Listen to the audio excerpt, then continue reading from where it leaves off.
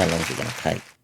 I think last night I was at the IWA Strategic Asset Management plenary meeting, and what gave me um, excitement, if you like, it was heartening to see, is that the committee was a mix of grey hairs and young people, Yes. young professionals. And while everyone was talking, I was just sitting there thinking, these guys are going to come up with brilliant ideas. They're going to have the opportunities. They're going to learn from us, if you like, as people of our age. But they're also going to have ideas that we couldn't even think of, because they will be very creative. They'll have the tools there. They'll use them like they should. They'll just bring to the table a wonderful set of arguments of taking it in a different direction.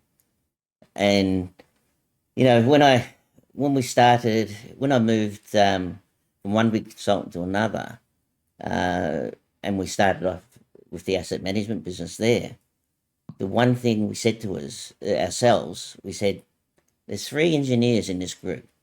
If we're going to grow, we do not employ any other engineers. Mm. There's enough here to give the engineering view. We need the environmental scientists, we need the data analysts, we need those people, the legal people, to put their opinion on the table as well. So it becomes a collective, if you like, a pool of ideas which, under normal circumstances, if you continued the way you were going, you would never get to think about. So it even strengthens your mind and questions what you did historically. And are there any solutions, better solutions, that we never thought of? And that's what happened when we had them there. We had that sort of mix, and people would say, "Well, what are you doing that for?" There's other options.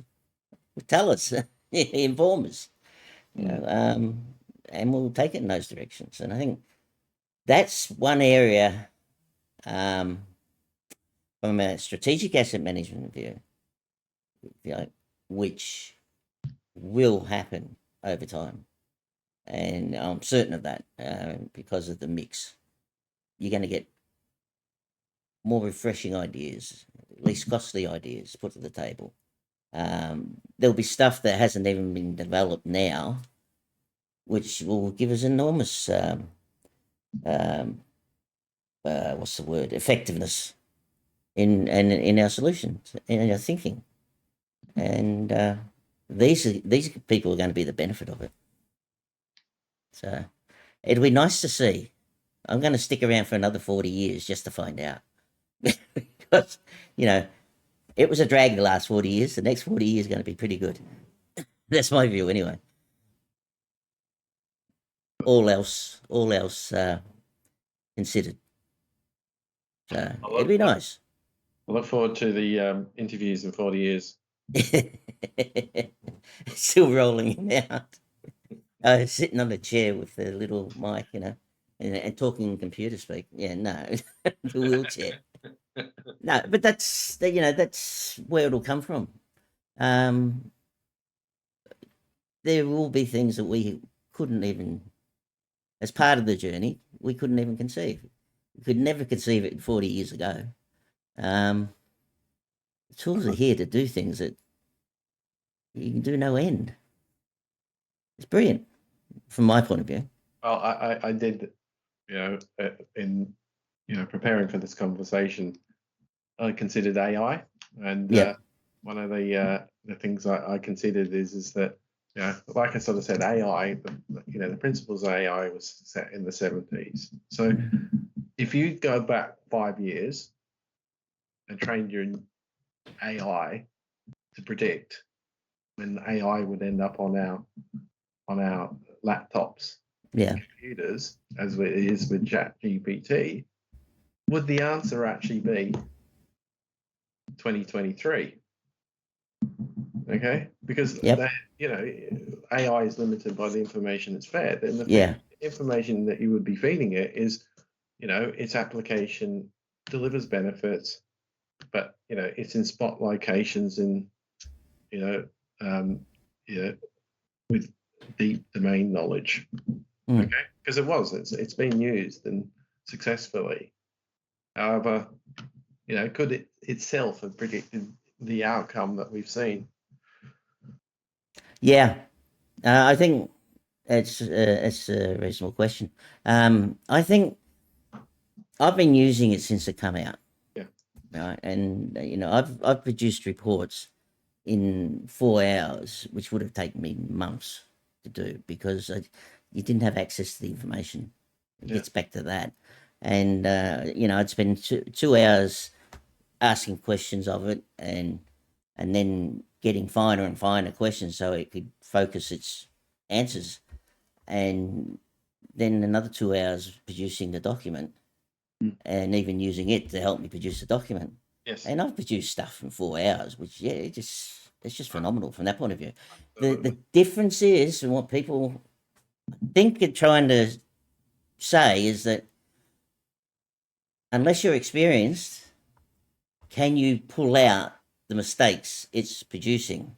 That's Yes. the danger. That is And the danger. I think the other danger, okay, is that it's only as good as the information you feed it. yeah, And I'll give you a case in point of a particular application of AI in a water company once again, which was predicting the levels and the tanks out throughout the network. Mm. Okay, with the idea that if it was saying predicting that it was going to be too low in 3 days, then you can move the water down. It's different. The yeah, problem is that it worked really well until COVID came across, yeah, and then all of a sudden it just fell off a cliff. yeah, Because the data we trained it with didn't consider a global pandemic. I think you're right. You've got that human knowledge of the outputs, but also you've got to consider the inputs. yeah. Because you can't expect it to predict things that haven't happened or you haven't fed it. Yeah, that's exactly right. And you didn't even think would happen. Yes. I think but that's not the AI being wrong. It's just it not having enough data to interrogate But, because we oh, haven't had the ability to shove that in. yeah, Mm, but That's but but now we can. we can. But there's still questions of well, what period do you need to feed it of information to cover all the possible outcomes. We know that data changes. Are you going to have consistency in your data input for 30 years, which is sort of the window you've got to get for some of these events, such as COVID? Yep, absolutely. But- You got to feed that in. You got to look at what's happening now.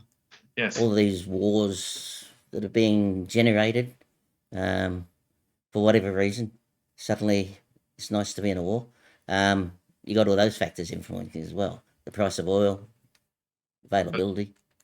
But I think the next challenge that we're going to face with AI, especially in the ChatGPT, is who's actually feeding the information. Mm.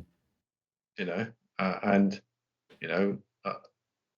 once again going a little bit political here, but we know that someone on the left has a different view to the person on the right. So if you had a left chat GPT versus a right chat GPT, they're going to give you a completely different flavor Yeah, to the answer to the same question. absolutely. So Absolutely. you do have to start engaging with the who's who's training the AI.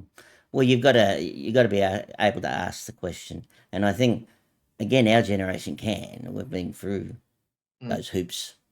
We understand all those factors, so you can at least look at it and dig up what you can find. But yeah, it is a big question as to who's feeding the data in and for what purpose. And don't get me wrong, I'm I've been an advocate of AI all my life. Mm. And I absolutely agree. And I have been writing reports with ChatGPT in the background. Okay, so I do it. I just think you need to be fully aware of the potential pitfalls of the information that you're providing, and as a human, you've got to, take your spin, but it can get you there much faster. It certainly can. And I think as long as you always remember, and I've always thought, as a good consultant in asset management, you've got to be prepared to stand back and look at Yes. what you've come up with. And in these days of demand, speed of delivery, and all that sort of stuff, that's a luxury. But you've got to make that time, and you can, because you can deliver something faster. But then you stand back and say, let's look at this from a particular aspect and say, does it actually make sense? You've got that ability to do it. I think that's the other side of it. Enjoyed this video?